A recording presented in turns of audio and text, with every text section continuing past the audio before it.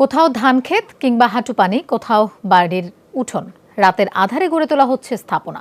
কেউ কেউ হাঁকাচ্ছেন 3 থেকে 4 তলা ভবনও। খুলনায় ভৈরব সেতুর জায়গা অধিগ্রহণে বাড়তি ক্ষতিপূরণের আশায় স্থাপনা নির্মাণের এই হিড়িক। অতি লাভের আশায় এরই মধ্যে অনেকে জেলা প্রশাসনের ভূমি শাখায় ধর্ণা দিতেও শুরু করেছে।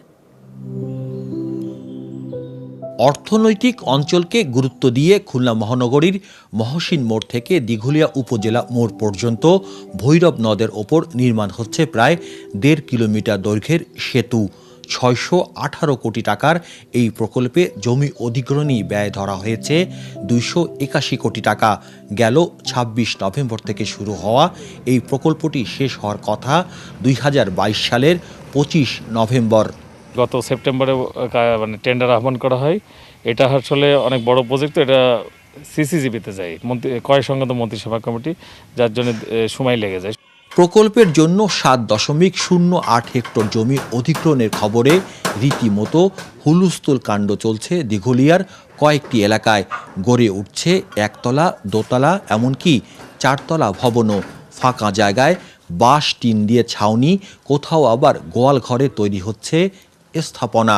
বাড়তি ক্ষতিপূরণের আশায় কেউ কেউ জমি লিজ নিয়েও বাড়িঘর তৈরি করছেন।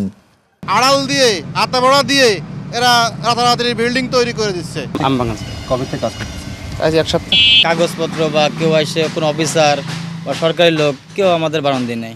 জমি অধিগ্রহণ প্রক্রিয়া এখনও শুরু না হলেও এরই মধ্যে নতুন নতুন স্থাপনা নির্মাণে দুশ্চিন্তায় ঠিকাদারি প্রতিষ্ঠান। পাশাপাশি সেতু নির্মাণে আরও কিছু প্রতিবন্ধকতার কথা জানান প্রকল্প কর্মকর্তা।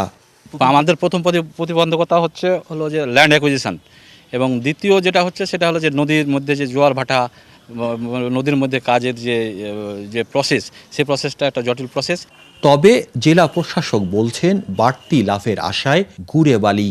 ভূমির বাস্তব চিত্র ভিডিও রেকর্ড করে জেলা প্রশাসনের আমাদের এলএও শাখায় আমরা সেগুলি সংরক্ষণ করে রেখেছি। সুতরাং ওই আলোকে আমরা ক্ষতিপূরণ অ্যাসেসমেন্ট করব। নতুন করে যদি কেউ কোনো স্থাপনা করে সেগুলি ক্ষতিপূরণের বিবেচনায় আনার কোনো সুযোগ নাই।